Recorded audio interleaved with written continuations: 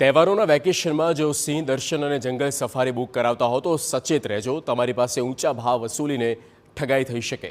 સાસણગીરમાં જંગલ safari booking માટેની સરકારની ઓફિશિયલ વેબસાઇટ પરથી બલ્કમાં બુકિંગ કરી તેનું અનઅધિકૃત રીતે ઓનલાઈન વેચાણ કરનારા 3 આરોપી ઝડપાયા।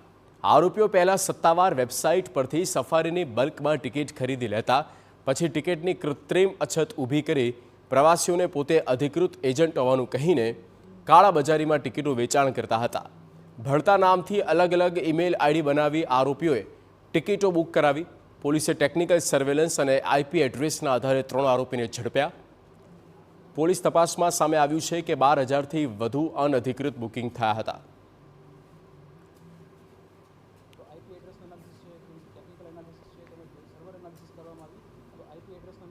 કોઈ ટેકનિકલ એનાલિસિસ છે તેમજ સર્વર એનાલિસિસ કરવામાં આવ્યું અને થોડું હ્યુમન સોર્સની મદદથી તમે ઝીરો ઇન કરીને અમુક લોકોનો જ્યારે શોધવામાં આવ્યા છે।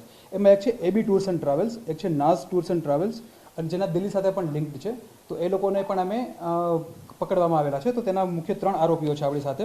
એક છે અલ્પેશ કુમાર મનસુખલાલ ભલાણી અમદાવાદથી, તેમજ સાસણગીરમાંથી પણ સુલતાનભાઈ ઉસ્માનભાઈ બલોચ તેમજ એજાજ નૂર મોહમ્મદભાઈ શેખ।